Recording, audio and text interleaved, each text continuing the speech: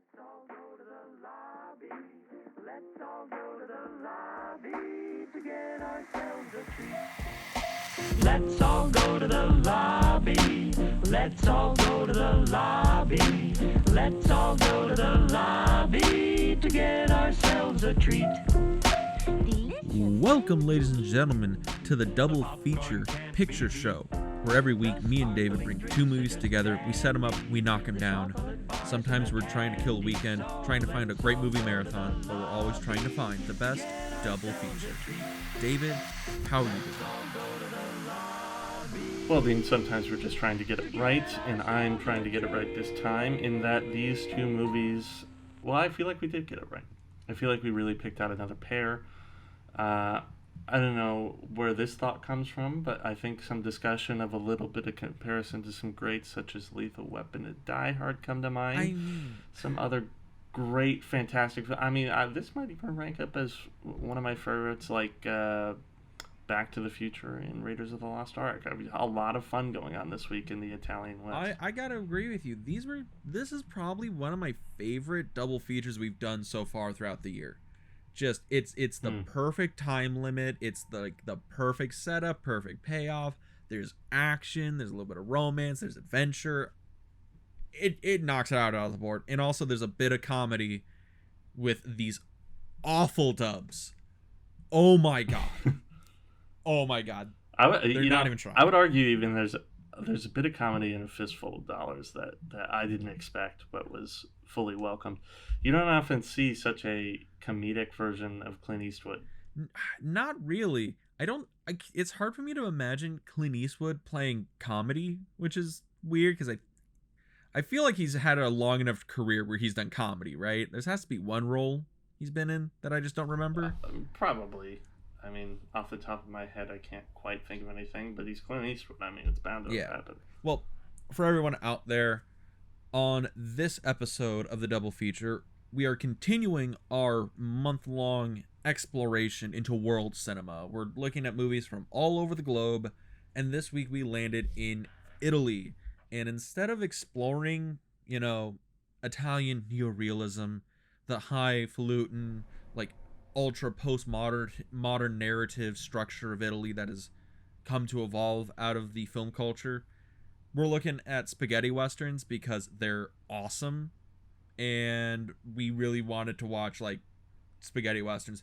And I think we're going to get a lot out of it because spaghetti westerns are a very interesting look when we compare them to American westerns and how they're so vastly different at this time. And it's really interesting to see another culture deal with something that's wholly American as the American West, the mythology of the West. And it's going to be an interesting conversation. And also, there's fucking guns, and it's awesome. And some guys dragging a coffin across the desert with a Gatling gun in it. It's awesome. It's all awesome.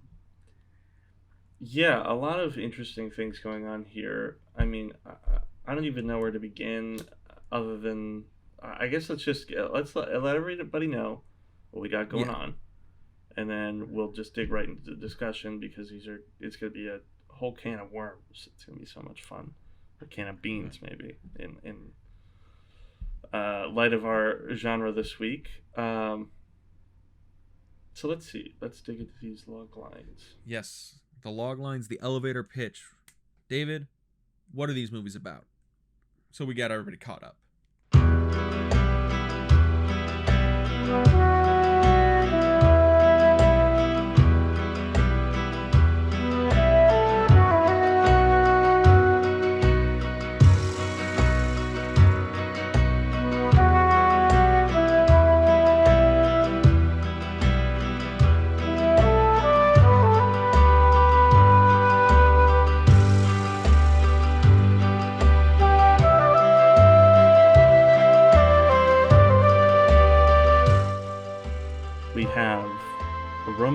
Gun wanders into no man's land where a bloodthirsty pack of Klansmen stand in the way of his Mexican employers and the girl he wants to free.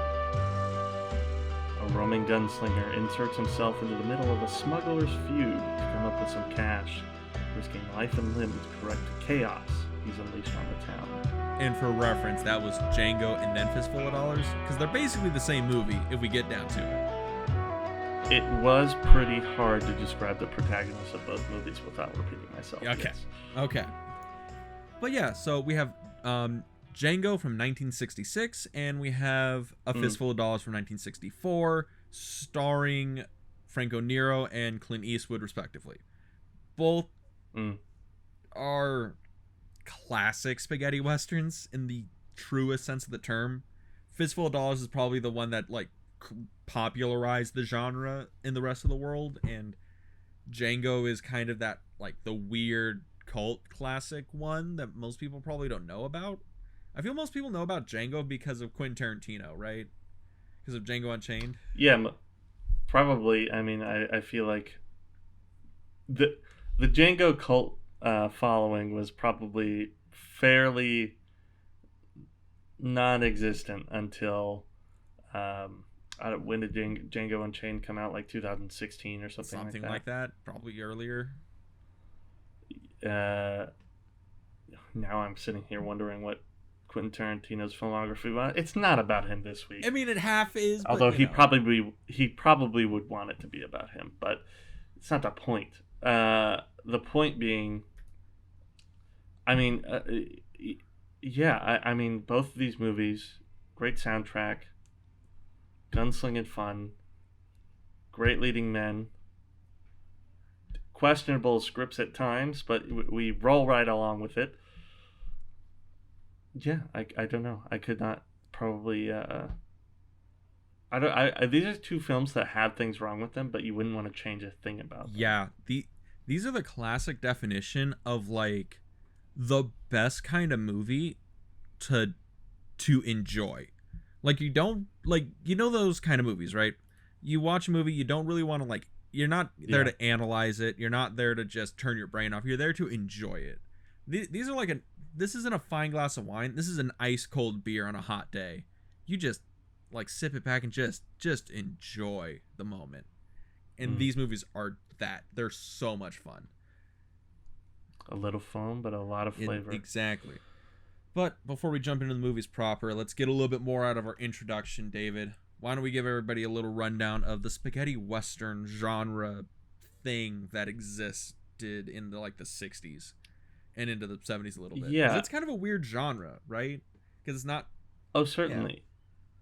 Yeah. I think, what people often get mixed up is spaghetti western is kind of a term, I think, applied to westerns as a whole, which is...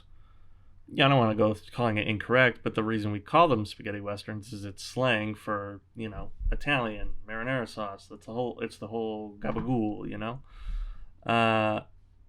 People often think John Wayne movies are spaghetti westerns, but I mean, pretty much by and large, John Wayne movies were made by Americans in America in the 50s, a little bit before the spaghetti western.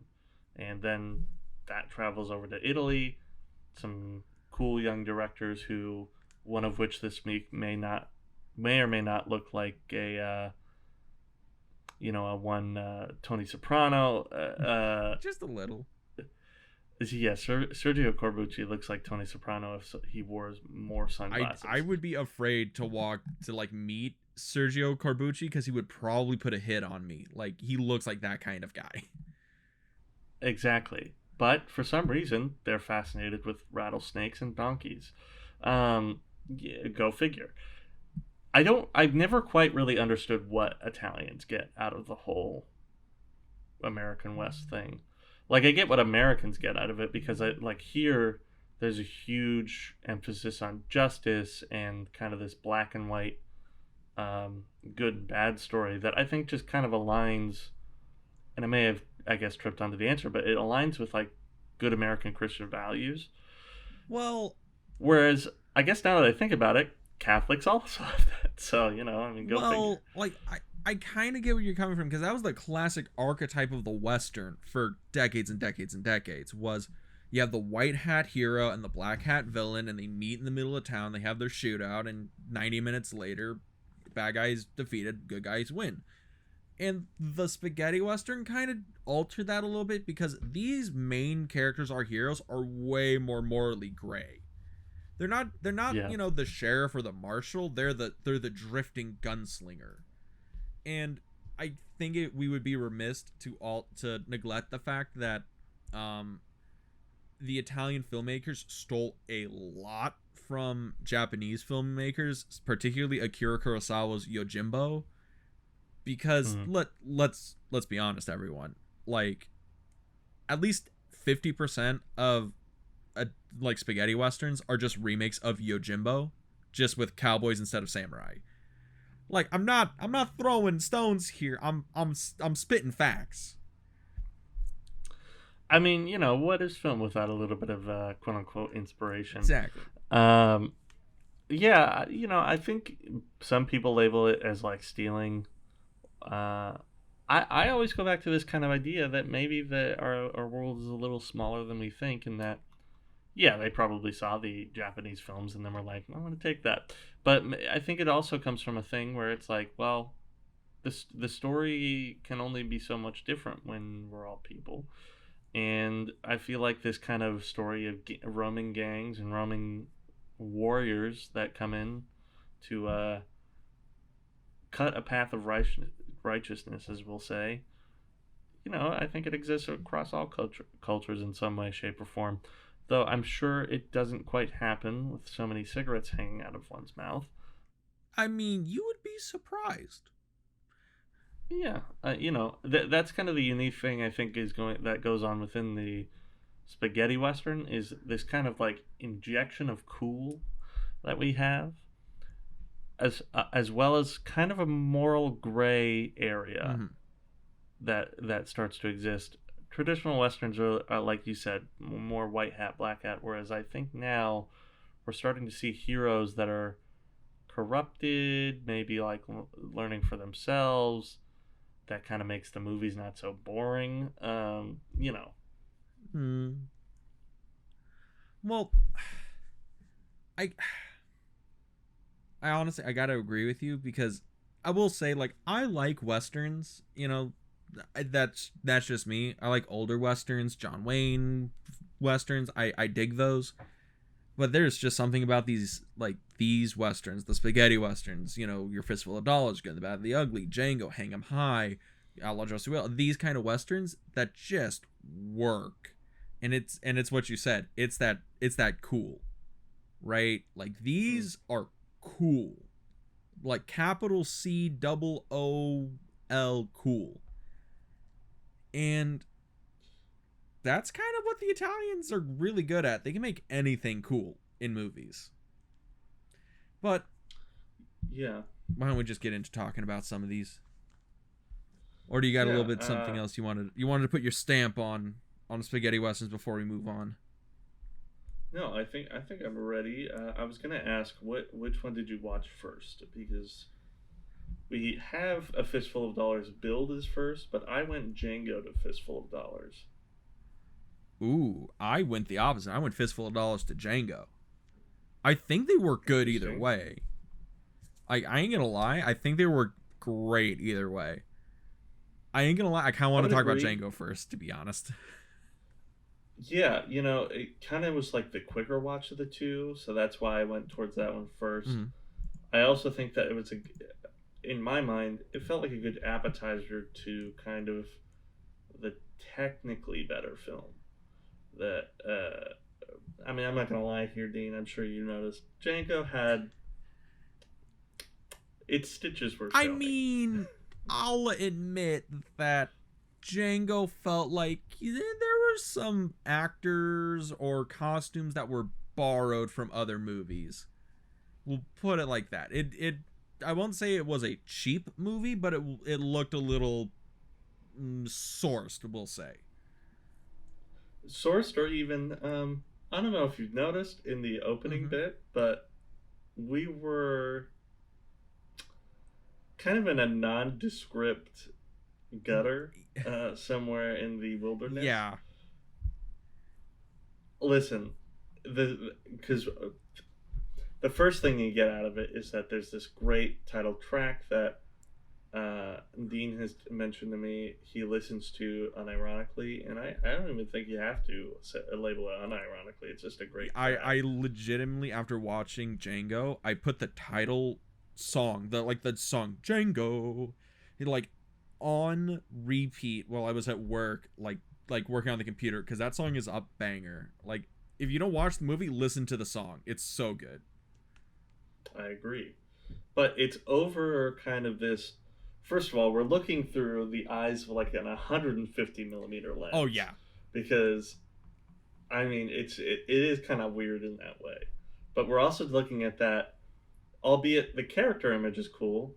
A man dragging a coffin through the desert, dressed all in He's black. dragging it through probably the smallest creek that they could probably find in the Italian mainland. Yeah. Okay. A lot of it is the. I was watching this and it kept like hurting my brain. Like, where the fuck are they in the American Southwest where it is this wet? That too. I mean, I feel like you could find some place. It's not like dry as a bone out there necessarily. But this wet? But well, because this is the other thing I'm thinking. Weren't these films filmed in Italy? They proper? were filmed in Italy proper, yeah. Yeah. So I feel like, because I know part of the reason they're filmed in Italy is that Italy does have landscapes that fit the American West. That's part of the reason they're able to do it. Part of the reason that these films became kind of cheap to shoot for Italian filmmakers. But I think I'm just left wondering, like, why didn't they just take the camera to 4 or 5 different places and kind of get this montage going, which they definitely should have known what montage was at this point. Yeah. Instead of just sticking them in like a wash after a good rain. I don't know, but that's one of those. Okay. I agree with you that the opening of this movie looks like it was filmed on a ham sandwich budget in somebody's backyard, but I couldn't change it. It looks so cool. It might just be like the imagery of it, because it's like seeing Django dressed as this like Union soldier dragging a coffin across like this wash desert, whatever, just is such a cool image. It's almost like I feel bad critiquing it, because it's like, I know it looks cheap, but I still enjoy it. Right? Am I just crazy? Yeah. No, it's totally still enjoyable for the sheer fact of, yeah, the character is, it piques your interest. And of course what piques your interest, thankfully, is a scene right afterward in which we finally get a little bit of drama going. Because, you know, it's the Mexican bandits. They have a girl all tied up, and then the red hats come over the hill. There's this whole shootout. Or the red hoods, yeah, or whatever they are. Former Confederate soldiers is, I feel like, what we are just calling them. Yeah, there's a shootout that ensues. Our hero gets the girl and takes her into town. You know, we have some momentum going. There's something to follow. What's interesting is, before, like every month when we do the podcast, I do graphics for the podcast. Mm-hmm. I Photoshop some things, get things ready to go for the episode drops. And I'm looking through pictures of Django, the movie, and a lot of the movie posters are really cool images of this guy with a Gatling gun just fucking kneeled down and railing on the enemy. And I'm sitting here like, oh, I guess that's like the whole thing of the movie. But I don't, kind of like Quentin Tarantino's main audience, I didn't really know what Django was before Django had Django. Yeah. So I was looking at this, I'm like, oh wow, it's like maybe there's like a former Union soldier friend in there that he's trying to bury, or maybe there's like a black friend of his that he's trying to bring back to a birthplace or something. I don't know what's going on. So I'm sitting here thinking, oh, there's an actual guy in there. And then when they ask who's in the coffin, and Django looks and he says, Django is in the coffin. And then we're like, what the fuck does that mean? Yeah. Because I thought it's like, oh, he's not Django, but like people keep calling him Django, and then I'm like, okay, where does this go? What is going on here? You know, this movie really, I don't. This isn't a negative bit because there's not a whole lot of movie, so it doesn't actually drag at any point. The movie doesn't really get going until that puppy comes out and he starts just Oh my god.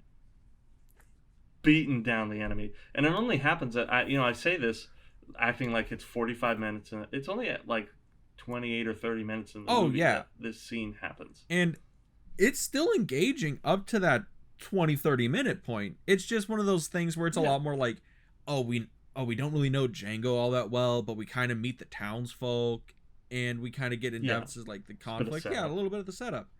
But bro, when he pulled out that fucking Gatling gun out of the coffin, did you just like, bro, I grew hair on my chest. Like, that was the most manly fucking thing I've ever seen in my life. Yeah, especially with the fact, I think it was one of those things where it's like the movie looked low budget to that point, so I wasn't expecting much.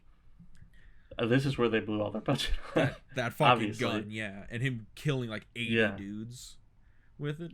And they mentioned how there's like 9 more of these guns out there, and that's like the whole point, is that the Mexicans are gonna intercept the shipment of these guns to the red coats or whatever they're called. Interesting how both these films this week, the enemies are called red something, either Los Rojos or Red Hats, the red bandits. I don't know. Yeah, something, I don't know. Though I did notice this was an interesting thing I noticed. I don't know, maybe I'm looking into things. What's up with kind of this red-green thing going on with the enemy? Oh. Like, did you notice how there's kind of like a color scheme going on with all of the enemies where they have like red and green as a part of their uniforms or costumes or whatever? I was noticing that. I thought it was kind of weird because it's really obvious for the Confederate soldiers, right? Because they're all wearing those red hoods or the red scarves and all that stuff. It's very noticeable. The Mexican revolutionaries, those guys, I kind of picked up on it, but I thought it was just like a quirk of the costume design. But it probably has like some meaning, right? It's one of those color coordination things that is upon themes that I just didn't pick up on. But it has to do with something. Maybe it's something where maybe I need to do a little bit more research on it. I was reading into it kind of like, the film's for an Italian audience, so there's some sort of like meaning that Italians are supposed to pick up on in the green and the red. Maybe? You know what I mean? It might even be a thing where it's like green and red, or maybe some sort of weird complementary colors. So it's like these two are on opposite sides, but they're still the bad guy, right? I don't know the color wheel that well, everyone. Like, I'm borderline like colorblind here. So it's like, do green and red match up? Who knows? But it is interesting. Like, I do think they are opposite colors. Okay. Like, I think they call it complementary. I don't know what the term is. Either way. So that was kind of an interesting thing that may or may not be a thing. We have the Gatling gun. We have... now, did you watch this... kind of another peek behind the curtain, but did you watch the Tubi one that I sent you? Yes, I did, with the amazing dub. That one. Yeah. What a fascinating... I almost would rather watch this in Italian with subtitles. A little bit, but I think it'd be weird. Right? Yeah, there's a little bit of character to this cut that was funny. I'm not gonna lie. Yeah. Including this... I don't know why, but like dubbed movies have terrible sound design. Oh, yeah. So, I don't know. That's a whole thing. Oh, okay. I have a question for you. So you were talking a little bit earlier about how you had no idea about this movie until Django Unchained. So yeah. I was in the same boat, and going into this movie, I want to know, what were you thinking going into this movie? Just, did you think it was going to be good or absolute trash. Because I will tell you, I thought it was going to be absolute fucking garbage going into this movie. And then the soundtrack kicked in. But I want to know, what were you thinking going into this movie? What were your expectations? I was expecting something halfway decent because I've seen a lot of like the, I've seen everything from like the title art before, over that opening. I've seen I saw the Gatling gun thing when I was doing graphics. I knew I knew enough to know that it was going to be like a boring movie. Mm. And I'm not saying that this thing is The Godfather in its complexity of story, but I don't know. I mean, I do think that this, like other spaghetti westerns, still, at the very least, leaves you with very interesting images and some kind of well thought out action to like round out the story. One of my favorite things about both these movies is kind of this character arc where we have a character who kind of it's not like over the top creative, but they have to get creative to defeat the enemy. And the enemy isn't always exactly black and white. The Mexican revolutionaries in Django aren't exactly good guys either. They're not exactly on Django's side. You have the traditional enemy that he's fighting. You have kind of an internal struggle. There's some complexity to it. It's not just up and down, black and white. The world is a dangerous place, as I think is how the Italians kind of interpret it. Mm-hmm. Okay. Now, on that note, world's a dangerous place, and our two main baddies of the film are two different ends of bastard, right? In terms of like the villainous things they're like thematically representing, because with the Confederates, they're obviously they're incredibly racist. They're this weird kind of like roaming gang that's like trying to kill all the Mexican revolutionaries. They're trying to like run through the town and all that stuff. And then you have the Mexican revolutionaries who they're not racist, but they are incredibly sexist and like very violent and kind of capital R word y to like the ladies in the film. So and then we have Django in here who is like, he hates the Confederate guys because the leader killed his girl and he's on a revenge quest. So he only sides with the Mexican revolutionaries to kind of pit them against each other, I guess. It's very weird. But I wanted to bring that up because the villains in this movie that Django sides himself with aren't even good guys, or not even like redeemable that much. They're just less bad than the other guys. Yeah, and I think that's like the whole point, because like up until that, after that half-hour mark with the Gatling gun, it does seem like Django is, lawful good, as we'll put it. And it isn't really up until the point where he brings Maria back to the Mexicans that we learn, oh, Django's actually no better than these people.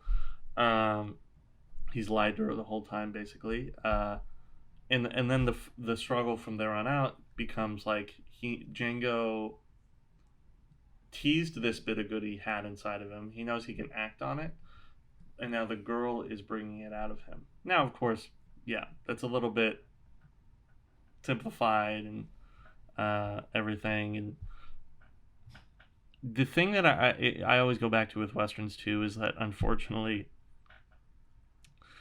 historically, it was a terrible place for women. It wasn't great for a lot of people. No, it wasn't great for anybody, really. But particularly, it was not rose bushes and everything for women. And of course, I've always been fascinated. There hasn't ever really been like a women's liberation version of the West. You know what I mean? Oh, I get you. Like a very like pro female centric interpretation of the Western mythology, in terms of, or at the very least, in classic kind of like revisionist Western style, maybe a la something like Unforgiven. a movie where we see a woman try to take power in the West and still maybe even struggle to do so as anybody tries to. Well, in the that's West. kind of like in True Grit, right? Where, well, granted, we have this younger girl who tries to take charge of like getting revenge on her family by bringing in Rooster Cogburn to kind of be that agent of revenge, and she goes along with him.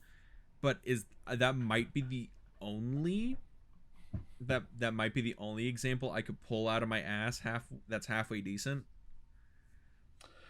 Yeah, it's one of those things where it's like I'm surprised there's not more versions of that, but yeah, I don't know. I mean, it's certainly present here, and though I do think A Fistful of Dollars is at at least halfway a little more decent. In that respect, I guess. Well, the main character at least is a little bit more decent. That maybe, but I have arguments against the movie. that. The movie at least isn't about how the main character needs to become more decent towards women. It's a character arc. It's a character arc. True. You know, and okay, because a lot of things happen in Django, which is kind of weird. Okay, so Django's 91 minutes long, and it is a fucking tight 91 minutes. It burns through.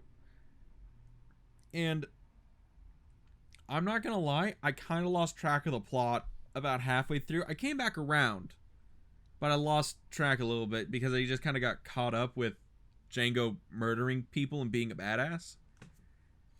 Yeah, I mean, I kind of had the same problem with A Fistful of Dollars a little bit. Opposite of that, I guess. I was able to keep track of Django. I got the whole gist of it. It's like he's in with the Mexicans, but he's trying to get out, but the Mexicans don't want him to leave. So he's going to trick them and take the gold and leave the gun, but as a trap, and yada, yada, yada. You know, it's fairly simple, I guess. The A Fistful of Dollars was a little bit more convoluted for me, maybe, as I would put it. I don't know. And it also was a little bit more helpful in that Django wraps up fairly simple, although I will admit, I feel like Django needed like 10 more minutes to really wrap up tightly. Oh, because part of me sitting there like, wait a minute, you didn't really deal with the Mexicans. I get what you mean, because it feels like the movie is okay. So, well, I guess we'll just go to the ending because yada yada yada. Django leagues himself with the Mexican revolutionaries. He betrays them. They catch up. Things happen. We'll wrap up the ending a little bit because it's a really interesting ending with some interesting cinematography that I want to talk about. But yeah, it's a great scene. Definitely. Yeah. So what happens is Django gets caught by the Mexican revolutionaries, and basically as payback, they smash Django's hands instead of killing him because the general says, "You saved my life twice, so I'm not gonna kill you, but we won't let thieves go unpunished." So he breaks both of Django's hands, and Django is then set up to basically have a shootout with the Major. The Major is the leader of the Confederate racist Red Gang who killed Django's girl before the movie started. Like, that's the reason he's come to this town, is for revenge. And he's going to have the shootout with the Major in the graveyard, in the cemetery. And we have a very tense and like kind of like concerning scene where Django is trying to manipulate his pistol and level it on his girlfriend's grave and try and get it right so he'll be able to shoot with broken hands. And we've seen up to this point that Django is a crack shot, but he's got two very bloody, broken, disgusting looking hands now, and we're not sure if he's gonna do it. And then the Major shows up and he has a whole posse with him. And David, I just want to know your thoughts on that scene. Just the final scene at the graveyard. Like, the encapsulation of the movie. I think it's great. I mean, you have a character in a low spot, which is part of what you need to make a climax really hit. Everything's stacked up against him. You don't just have it be like kind of a fluke, like I feel like some movies have that kind of like ex machina, or like something where like the hero just kind of is just like really easily able to do it with like no real reason behind it. He wins because he's the good guy. Yeah, whereas I feel like this one, the symbolism of the scene comes into play to really show you what's going on. Because the whole point is that he's been trying to escape to start a new life from most of the last half of this movie, but it isn't until, like you say, he's on the literal grave of his past that he has to make one last shot and then give it up forever. It kind of... Oh, sorry. Continue.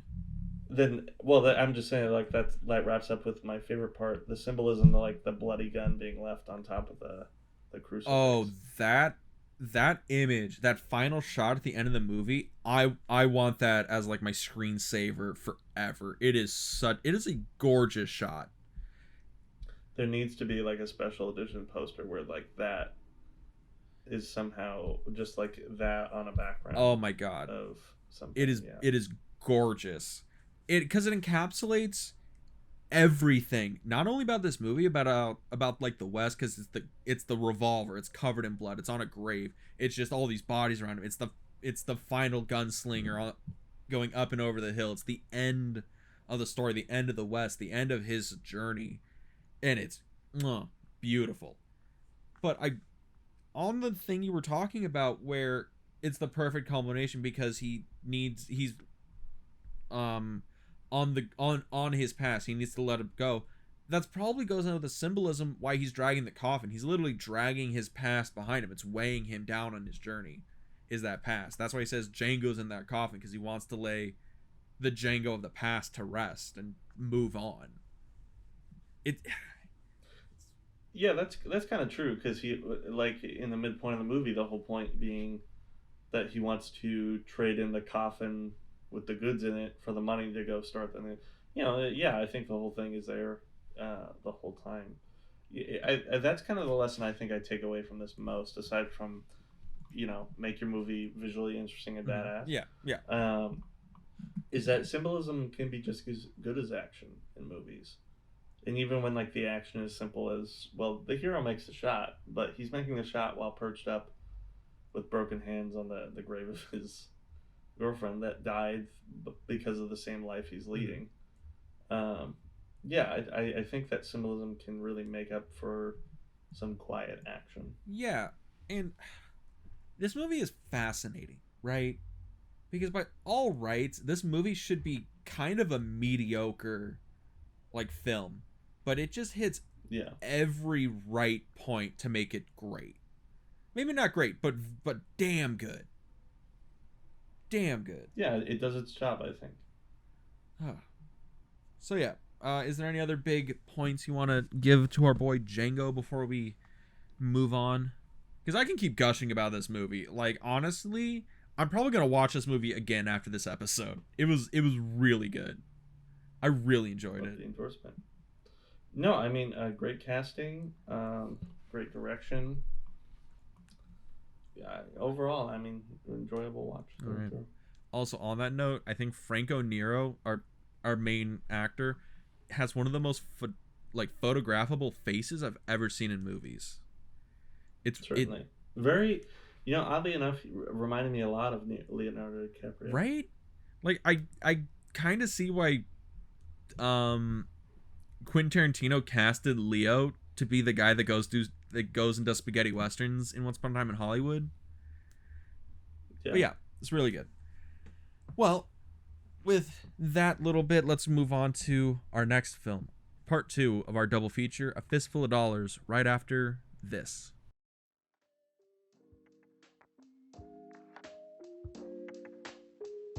Dean, I found a great way for us to do something cool and to make a little money on the side. Great. I've been looking for a new place to put my money. What do you got? No investment needed. In fact, it's super easy, and there's creation tools we can use to record our podcast right from the phone or computer.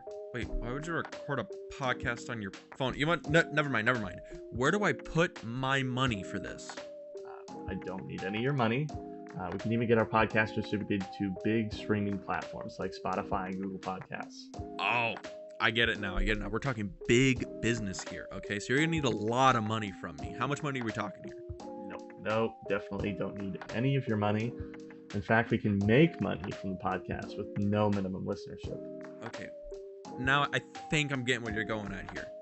We need to spend money to make money, so we're talking some big gains here. Big gains. No, definitely no. I don't need any of your money. Just all we need to make a podcast right in one place. Okay. So what you're telling me is that you're gonna need a pretty big check from me for this podcast. So do I just make it out to cash? Because it's no problem for me. I'll just write it up right now. No, listen, Dean, just head over to anchor.fm and check it out. You'll see why Anchor is the best place for us to record, edit, and distribute our podcasts. And I definitely do not need any of your money. Shut up and take my money.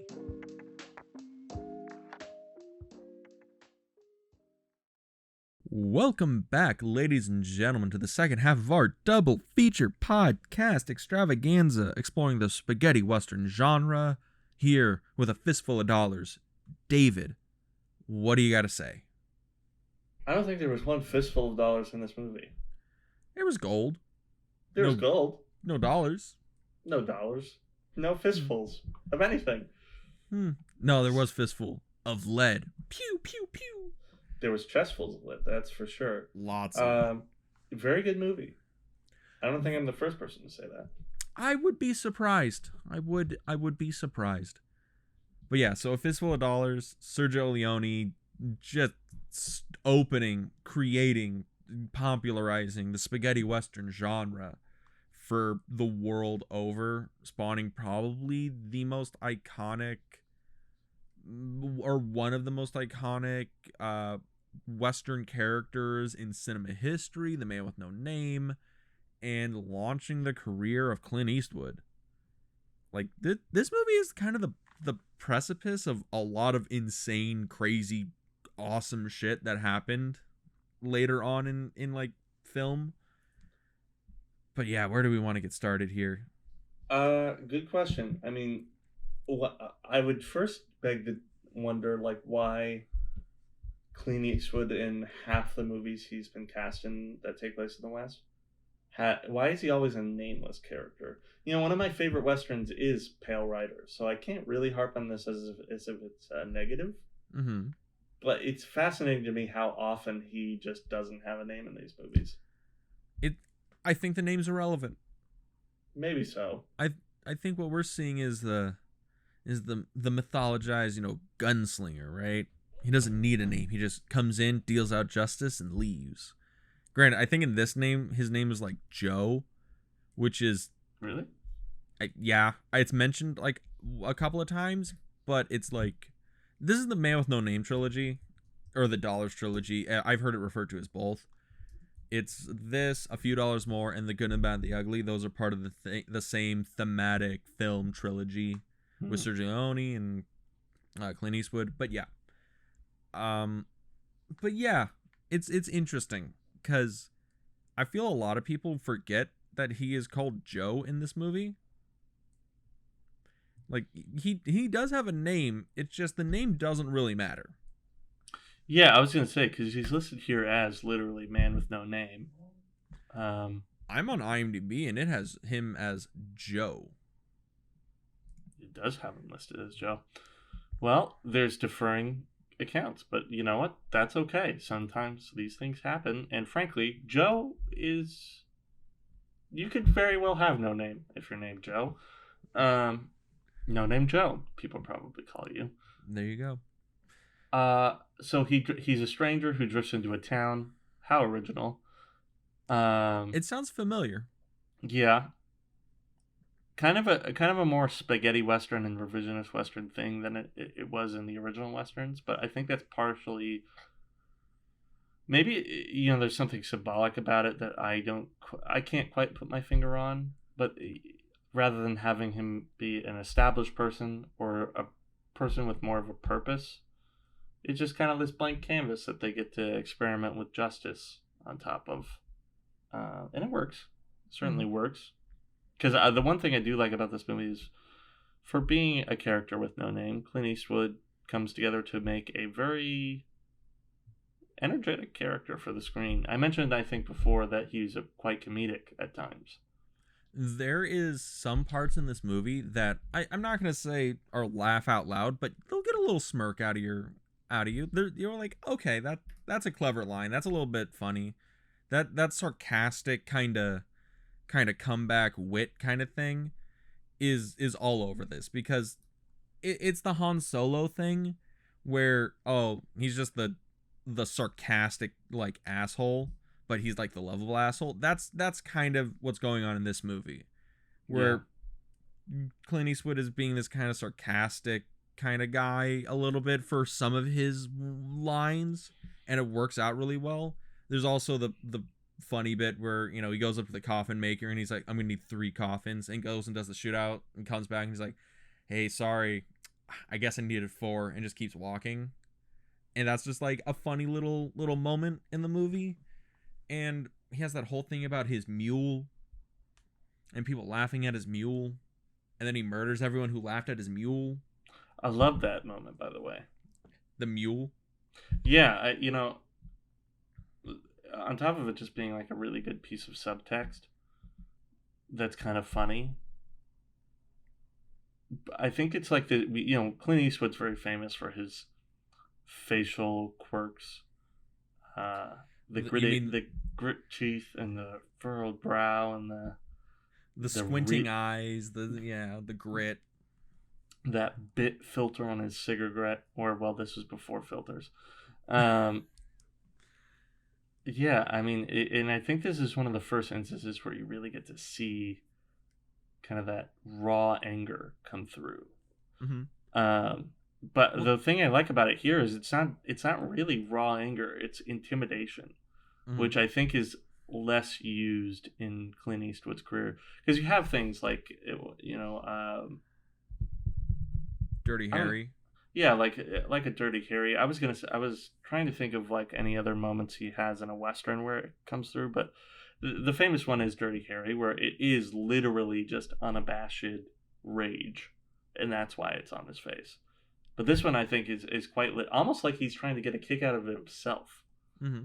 I don't know. I think that's what I like most, is that it feels like Clint Eastwood is trying to make himself laugh in this movie. He knows the joke that he is in this movie. Yeah. And he's rolling with it. But it also was kind of familiar to maybe some blockbuster characters we see today, mm-hmm. where they're kind of clowns just as much as they are heroes. I'm not saying that that's my favorite thing today. It's just I'm saying like it was kind of interesting to see a place where it might have come from. Yeah, I can agree with that, because there's some parts in this where you can see that, like, Clint Eastwood is laying down the foundation of what these, you know, macho spaghetti, like Western, revisionist Westerns, like, you know, anti-hero protagonists are gonna be. Because this is in 1964, and we haven't even had Bonnie and Clyde yet in the United States, I don't think. I can't remember if Bonnie and Clyde was in like 1966, 1968, something like that. Yeah, I was going to say it's a little later than this. Let me do a quick Google. Which is interesting, because it does seem a little bit like it comes earlier than that. Yeah. But maybe that's like the cultural divide that's going on. Mm-hmm. No, I don't want to see the actual Bonnie and Clyde. I want to see the movie. Yeah, come on, people. 1967. Oh, so they're 3 years later. Yeah. Okay, and the reason I bring up Bonnie and Clyde is because that's when a lot of people kind of point to is where you get kind of a more violent Hollywood in the United States. And I know we're, you know, Fistful of Dollars is an Italian production. It was made in Italy, Italian director, a lot of Italian actors, filmed in Italy. But it came over to the United States. It was a big, you know, hit in the United States. And it shows a level of violence and a different characterization of what a protagonist is, especially in Westerns. Because, you know, and then it's also the 60s, and that's when we were getting kind of this counterculture pushback of the traditional, you know, square-jawed, you know, hero archetype. And we were getting more rough and tumble kind of heroes. And this, I feel like Fistful of Dollars is that one of those ground level of anti-hero protagonists that the 60s and 70s really explore later on. Am I on the right track here? Or am I a little offbeat? No, I think you're right. It's kind of interesting because I think I was trying to think of a point to it in that I guess I can't get far past like the Americanized version of why we explore justice in the 60s and kind of these anti-hero themes and everything. Because when I think about it, I'm thinking about all the American examples with all the American current events. When I don't know, do you think it's like post-war Europe that's like the reasoning behind this kind of more European exploration of these things? What do you think it is? Well, I mean, we can always say that. Okay, so for 90% of like film movements and stuff after the end of World War II, it's because of World War II they happened. Like neorealism happened because the Italian film industry was basically destroyed, and these directors wanted to look at the reality of Italy post World War II, and they used real people in these positions to portray kind of the reality of what Italy was. It was this country that was kind of destroyed by war, and people were trying to go on. And Bicycle Thief is a great example. Sometimes you had to lower yourself to be a thief, even in the eyes of people you cared about. It's a whole thing.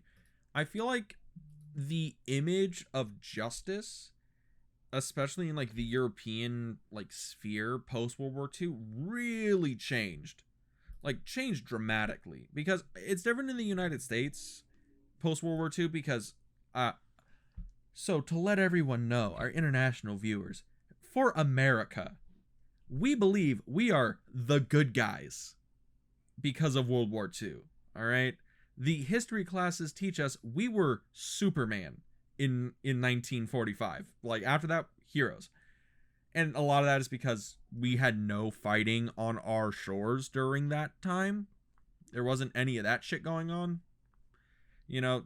But in Europe, there was like fucking countries got destroyed.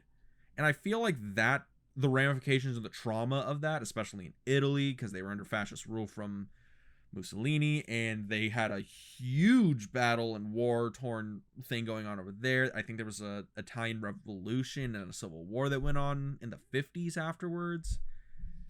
But yeah, I feel the whole concept of good, evil, art, what makes a hero in these times really kind of got analyzed in film, especially, and in the spaghetti western genre, in the western genre, I feel it's a great place to explore that, because westerns as a genre are a really easy genre to grasp the concepts of good and evil, and it's interesting to explore that. I rambled for like 10 fucking minutes. Did I say anything? You certainly came up with some fodder, because I was sitting here wondering. Basically, I'm sitting here just trying to like kind of pinpoint some of the major events that is specifically from an Italian perspective would inspire such exploration of the themes in this film. And then you mentioned these things about like an Italian civil war or revolution. I'm like, I guess, yeah, actually, because post-war Europe, I was kind of thinking of as like a continental struggle rather than just on the shores of Italy. But then again, I completely forget that they had a fascist dictator just 20 years earlier. Yeah. So it's kind of a big thing. I think the last thing they have going on, there's here an Italian war of 51 through 59. Now, nope, that is in the 1500s. That actually would not even touch the events of this film. It might, but probably not. Nah. Well, again, like I'm going back on a recollection of Italian history from like a class I took a couple years ago. So take that with a grain of salt. My dates are really off 90% of the time. But yeah. But there was a lot of like pushback from there's a lot of trauma from Italy post World War II, because there was this thing going on where there were fascist loyalists after World War II, and it's kind of weird to live a life when your neighbor used to be part of like the fucking like fascist secret police and you were a farmer. It's like that dichotomy of life after war is weird as fuck. Yeah, basically what I can suss out here, now that I have a proper list of Italian wars in front of me, not just the breakdown of the 1500s, Yes. is that there wasn't anything going on again from World War II until the 1980s. Okay. And they had like some, I don't know. We don't need to go through the whole phone book of whatever Italy had going on for itself, though I do think that this whole fascism thing probably had something to do with it. Yeah, I mean, I guess let's skirt back to why this is a good film. Yeah. Italian context history lesson, everybody. Have fun. But now to movies. Yeah, I don't know. I mean, aside from this movie having much better production value, I did want to talk about one thing that I was so confused by. Mm-hmm. That's this kind of like, we get this stop down nighttime where you can clearly see they shoot it in the middle of the day, but just because they expose it less, they think they can get away with it being nighttime. Yeah, I noticed that, and I'm like, I understand that's a technique that's used, but it's a little obvious and a little weird. Yeah, and at times I'm like, okay, if I kind of squint, you get away with it. But there are times when I can see a noon sky with clouds right there, but it's just kind of like dark. It's not, twilight. Yeah. Okay, technical aspects, I'll say this is a little bit better than Django in that sense, because Django had some quality control issues. Yeah. But story-wise, I did have an issue with Fistful of Dollars that I didn't have in Django. And that's just the thing. I have a Sergio Leone as a director. It's across all of his films, and I will say he is a master storyteller. But oh my god, this man sets a titanic pace. His movies are so slow. All right? And this is still one of them. Granted, it's only 90 minutes. Things happen, but it takes so long to happen. The payoffs are great, but it takes so long.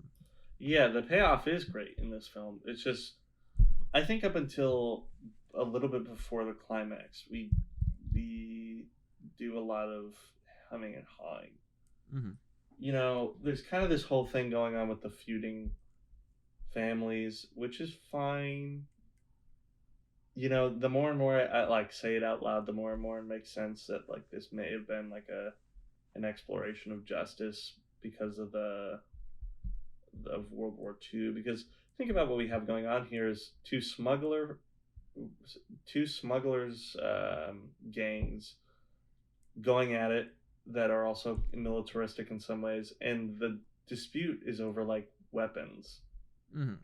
That sounds fairly familiar, but then the focus is kind of put on that instead of on our main character, who I know is nameless and kind of backgroundless. Mm-hmm.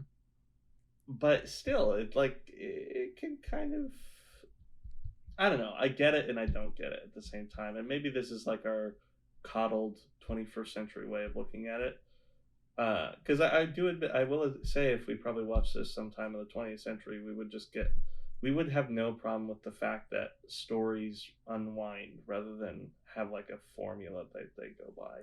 Yeah. But I don't know. I mean, like, I think the story really doesn't pick up for me until we get the proper nighttime scene where the town is on fire and they're shooting at the sheriff. Yes. Okay, I agree with that 100%. And that's like what, 45 minutes into the movie? More, maybe?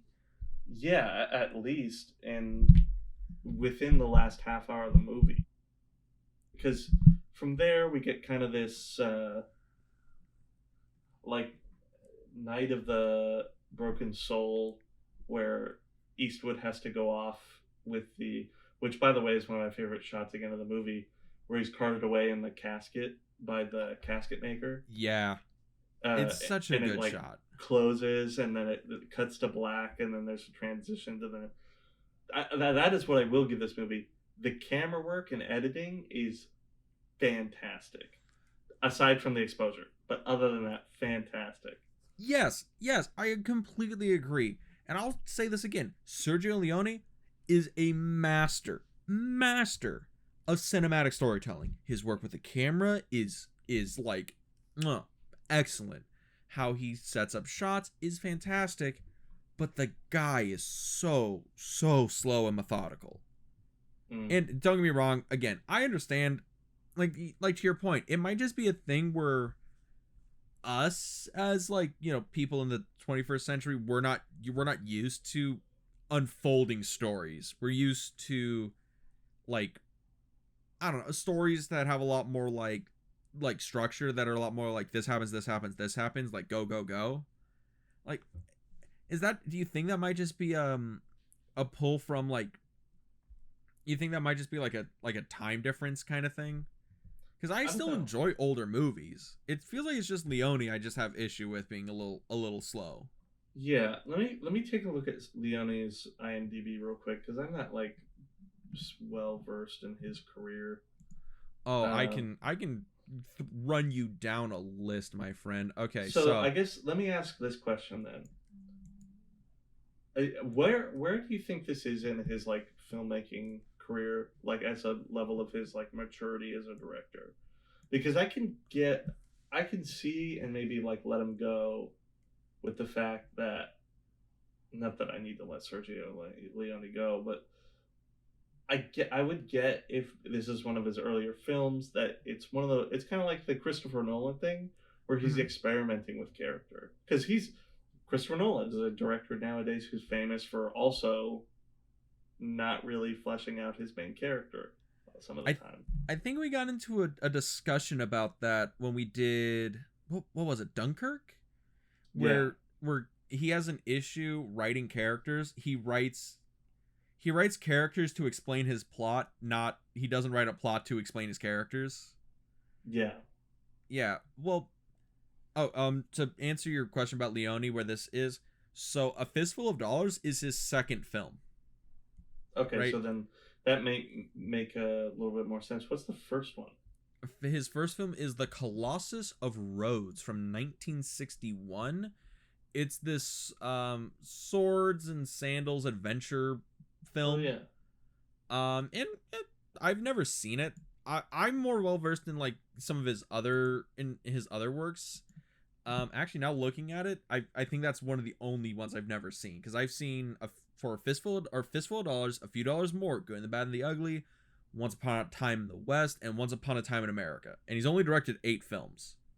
Yeah, I'm looking at the stills for it now, and gosh, 1960s versions of Rome are nightmare fuel. Oh my god, dude, for fucking real. If you ever want to just get your mind exploded with some weird pastels, fucking steampunk but made of stone shit, watch 60s Italian movies about Rome. It's so weird.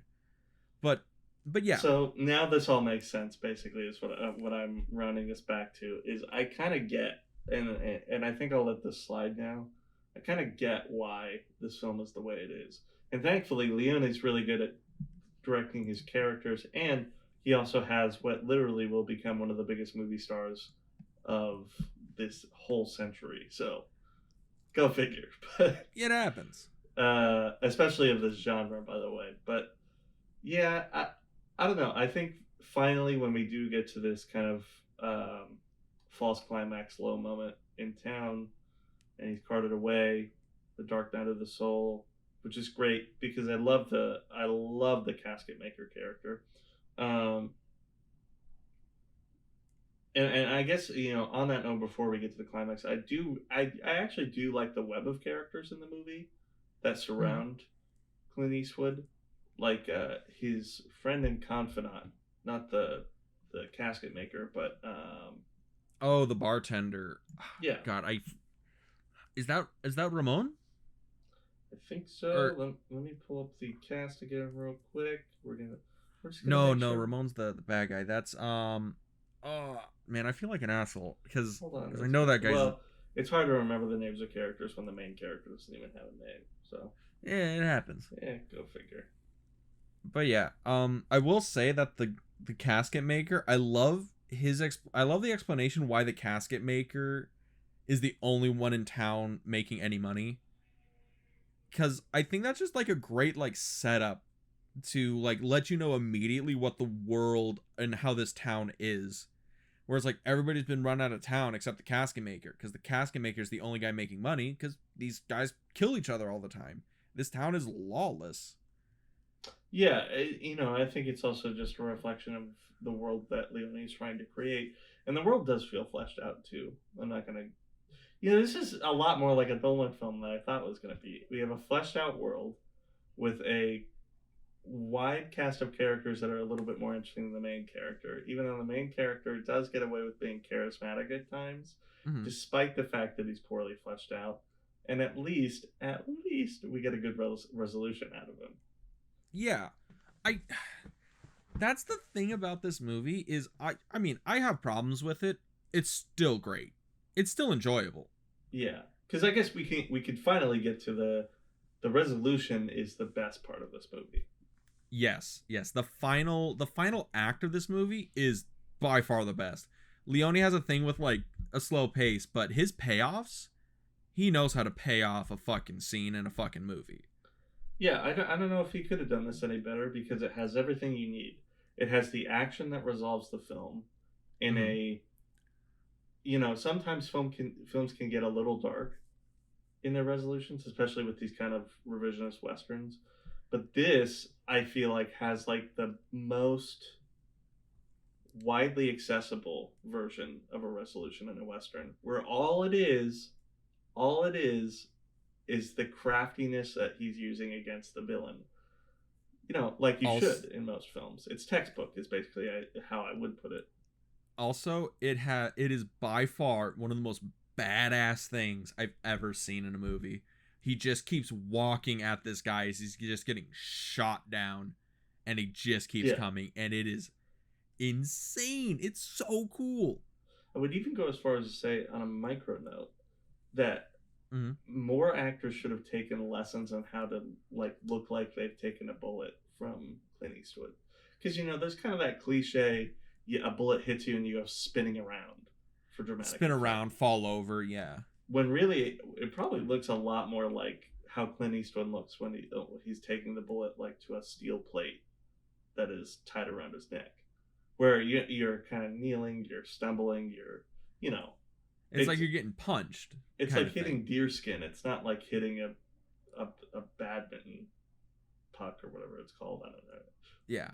What's a badminton? The pigeon or whatever they call it. Whatever. Anyways, some of the camera work in this is some of the best in the movie. The POV from the antagonist is so creative, which nowadays would be so cliche.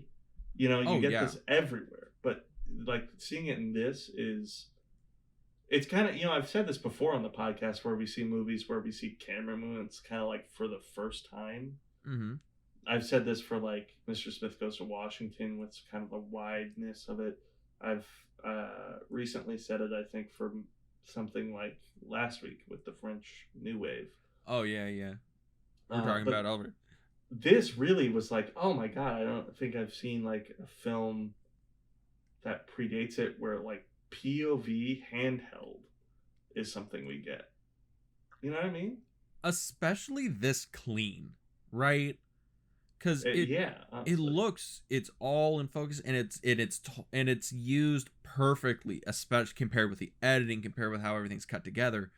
This is something that came up when me and my girlfriend were on our podcast, the Film Club. We were talking about a Marx Brothers film, and I made the comment that it's interesting when you see somebody telling a joke you've heard a million times, but it's different when you see the original guys telling the joke. Yeah. Right? It's kind of the thing where a good comedian can make you hear the same joke a whole different way. And that's what I feel like the POV is, right? Where this camera work, it's like, I've seen this before, but this is the master showing people how to do it. Yeah, I like that because I think that is what's going on here. I think Leone's, like, the purpose of it is still there. Where Leone is quite literally trying to show you the agony and defeat of an antagonist that is both, like, exhausting for you to have to experience as a viewer and rewarding to you to experience from the opposite POV of the hero, which you don't get visually, I'm saying symbolically, I guess. But two, like, I think that's an interesting explanation for why it's cliche nowadays, because you would only see this really, I mean, the way I would think about it, rarely do you get it when somebody's been shot and they're, like, fading in and out of life. Movies nowadays still maintain the whole, you get shot, you die almost instantly, even though you were shot in, like, your abdomen. Which medically makes almost no sense. But nowadays you would see it and it's like there would be, like, noxious gas coming into the room from a vent or something, It'd be something kind of hokey. It's really weird how film has, like, evolved from this, where it's like, oh, it was so good here, and then people kind of, like, copied it and they kind of, like, added a little bit more onto it to, like, oh, we're gonna make it unique, we're gonna make it our own. And then it keeps going and going and going until it gets to, like, almost parody of it. It's weird. Like, that's how I feel like a lot of Leone's like work is. Where it's like he laid down this really interesting, deep, thought out foundation of like filmmaking language within this genre, and even in, like, the gangster genre with the Once Upon a Time in America, which is a fantastic film. Go watch it. It's like 4 hours long, worth every minute. Yeah. And then, you see people like Tarantino, which I will not disregard Tarantino. He's a fantastic filmmaker. But it's interesting because he pulls a lot of stuff from Leone and uses it in his films. And it's almost like he's going back and he's just, like, brushing off all the junk that's been put on it over the years and just showing you, like, just Leone. He's like, this is just, like, the old stuff. There's no new gook and gunk and all that on it. It's just classic Leone, and that's what Tarantino's using now with, like, Hateful Eight. It's just interesting. Basically, I'm saying the camera work in this movie is super influential, and it lives on forever, and it's awesome. Yeah, I guess. I mean, just as influential as some of the American movies that people put on top 10 lists, though, people quote this as being one of the most influential films of all time on a bunch of lists. It's like this, or probably Good and the Bad and the Ugly, right? Yeah, and people would probably go to the Good and the Ugly first, but this one is a much more palatable runtime. Correct. Speaking of Leone's slow and methodical nature, but I mean, yeah, I guess let's bring it back to this kind of question. I'm very interested to get to it this week. Your question about, like, the cultural significance of these films if they were to be done to remind us what the question is. Well, if we put on our pretentious caps for the day, tink. Okay, so the question I have this week, usually, or the last couple of times we were asking, would these films play well in America, right? Because we talked about that with the French films, because those, they had a huge chunk of time where it's like, would these work well in a modern setting and then transpose into, like, an American film culture? And then we talked about with Mexico, and those are a lot closer. Just, would these play well, or are these two unique to Mexico? But here we have something very interesting, which is why I like looking at it. We have these Italian films that are taking the mythology of the West, a genre that is very much American. This is an American-centric genre. And it's filtered through this Italian directing style, filmmaking style, and cultural lens to try and mimic the American mythos. My question to you for this week: do these films feel American or an imitation of American westerns? Like, do you still feel the hint of like Italian film culture within these films, even though they're trying not to look like it? I would say yes.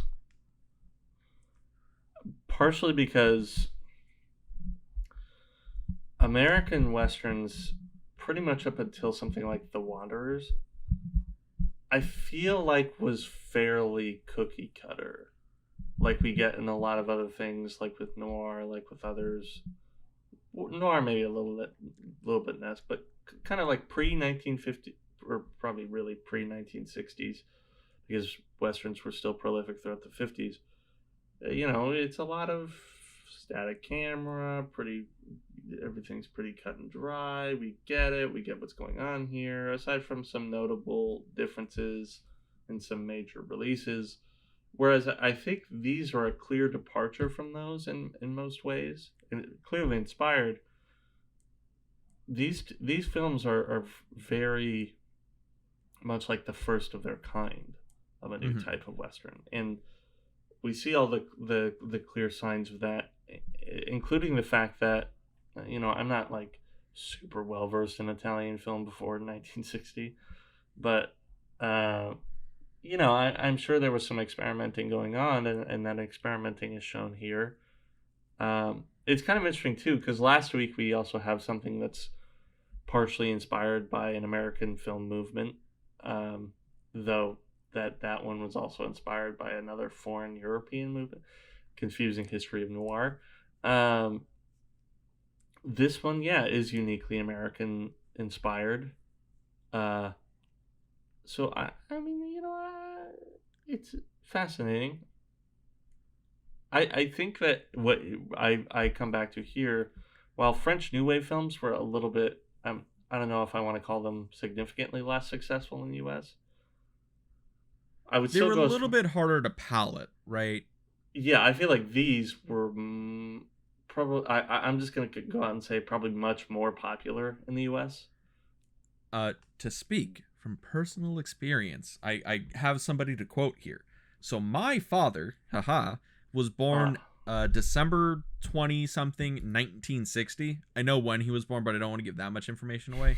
But he was born in 1960, so he grew up throughout 1966, 69, whatever. And he would go to the drive-through, and the number one thing you could see at any drive-through in America, according to my father, who was there, were westerns. And he saw every Clint Eastwood western in the drive-through growing up. He saw Fistful of Dollars at the drive-through that I think is in Santa Ana. Fistful of Dollars, $2 More, Good, the Bad, the Ugly, Once Upon a Time in the West. These were hugely successful. And like, these were drive-in flicks that you would go to, and they were huge in America.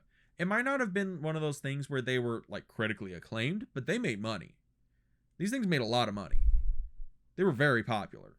Yeah, I think I have listed here that Fistful of Dollars did $14.5 million in the U.S., which for a foreign film, hey. And also in 1964 money. Yeah, that's also true. Wonder what that is today. That's I love my inflation rates. Yeah, I know that I think you could get a comic book, a gallon of milk, a loaf of bread, and a pack of gum for like $1 in like 1960. Let's see. The start year is 1964, right? That's when this came out? Yes, sir. And I want to put in the amount 14.5. How many zeros is that? 6. 5 zeros. Everybody, we're watching David do as much math as possible. Be careful, he's a writer. Okay. $14,500,000 in 1964 is worth $123,894,080.65 today. So that's a really good successful movie. Box office hit. Absolutely. But of course, that's not anything to raise your eyebrows at. Of course it is. That's how Clint Eastwood got a career. That's how Sergio Leone was able to make 4-hour films. Correct on all accounts. But yeah, so you still feel that these feel uniquely Italian? Even though they're trying to be as like appeal to that American like culture? I will say that probably Django feels more Italian. Okay. Purely because it's a little bit more melodramatic, if you know what I mean. Mm-hmm. But yeah, I think that it's just I think it's another thing where it's like it feels not that way because it's so prolific, but when you think about it, yeah, these are innately totally Italian productions. Yeah. The stars flew over there. The directors are Italian natives. Most everybody who works on the films and technically stars in them is Italian. You know, it's like top to bottom. Yeah. That's what's going on. Okay. Interesting. Well, I guess it's not that interesting. It's a pretty obvious answer. You know, they're Italian movies. They're uniquely Italian. Even if they're trying to be in the guise of another culture, it's still unique. The filmmaking on display is not American, at least for the time.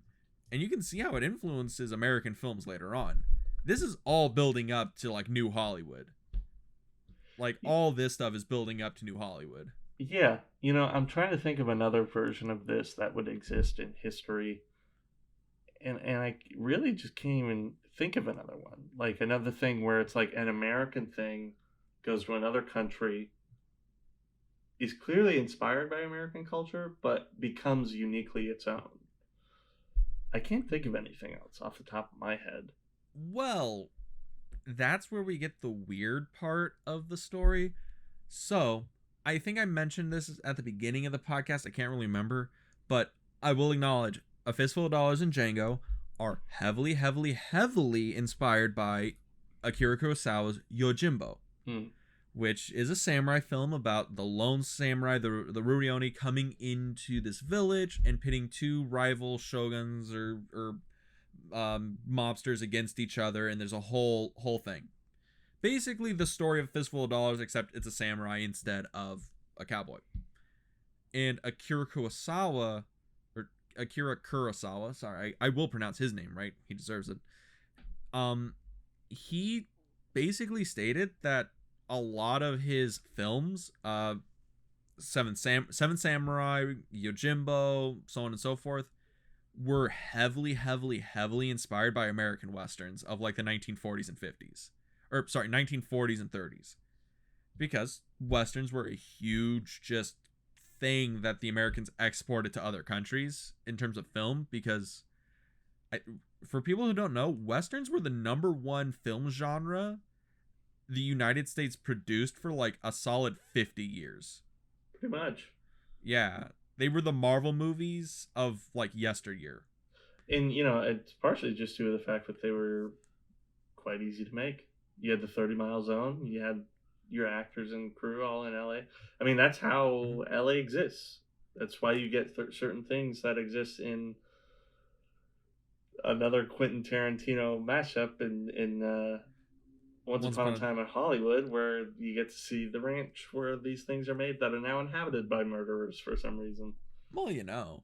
But yeah, like that's kind of the thing that's really weird is people kind of forget that westerns were so big that half of Los Angeles, half of, you know, Southern California was basically dedicated to being scene stuff for westerns.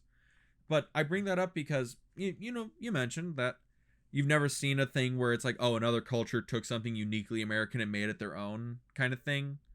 But, well, Akira Kurosawa did that. He watched all these westerns, made these samurai flicks that were kind of his take on the western genre, but he transformed it because he's Akira Kurosawa. He transforms, you know, anything into solid fucking gold. And he created Yojimbo, and Yojimbo, these Italian guys saw it and were like, oh, we can use that, and they transposed it into this western kind of riff. And it's kind of that weird circular thing where it's like one guy influences another guy who influences another guy that comes back to the first guy and influences a bunch of other stuff. It's weird. Basically, film culture is crazy. So what we've learned in the podcast today is that all Italians are art thieves. And that Close. everybody inspires everybody. More or less. The biggest support group in the world. Welcome to film history, nerds. But I think that's probably enough, like, weird rambling history lessons I can go on for the day, because my voice hurts. I think this is fair. But, everyone, next week we are going to be going to Japan, because we talked about Akira Kurosawa, and I gotta watch some Kurosawa. But we're not gonna watch Yojimbo, we're not gonna watch Seven Samurai, we're gonna watch the movie that exposed him to the world. We'll be watching Rashomon, paired with a film that I have seen argued as the literal greatest film ever made, beating out Citizen Kane, beating out Vertigo, beating out Paddington 2. And that is Ozu's Tokyo Story. Now, David, you seen these before? Are these going to be some fresh watches for you? I've seen these before, and I am thoroughly excited for both. On one hand, we have a courtroom drama before its time, and a fascinating study on story structure. On the opposite side, we have a movie that will break your heart.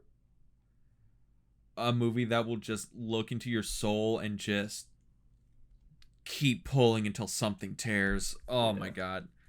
On top of a visually excellent film. Oh yeah, I think both of these are gonna be just so impressive to talk about in terms of black and white cinematography and just what these guys are doing. Yeah. Because we're, no lie, ladies and gentlemen, and everybody in between, next week we're gonna be talking about S-tier films. Like, height of masterwork filmmakers come into the stage next week. But, David, if people wanted to listen to that, where can they find us?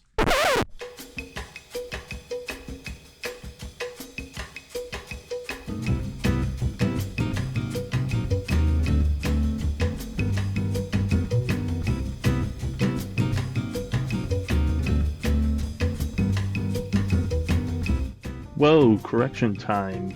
As sometimes happens, we have technical difficulties and Zoom just seems to crap out on us. But Dean, I will answer your question now and from the future. If you want to follow along with us, you can find us wherever podcasts are broadcast, that being Spotify. We are now on Apple Music, as well as Overcast and other fringe podcast players that you may or may not have found out about on late night radio. You can also go over to our YouTube. Our YouTube channel is In the Frame. We post this podcast as well as our kind of hobby podcast, Too Obscure for TV, as well as Dean and his girlfriend's sister podcast of this show, The Film Club, where they've reviewed one movie every week, in case you can't handle how much we nerd out over 2 movies. If you also want to follow along with us on social media, you can find us on Instagram now. We have an updated Instagram called @DD_double feature picture show, as well as we are on TikTok now at Double Feature Picture Show. I think that's about it. Like Dean said, next week we're going to be looking at Japanese films. That'll be exciting, even though this is far in the future, and I have long since finished those movies. But thank you for watching this episode, and we hope to see you next week. Thank you for coming to the Double Feature.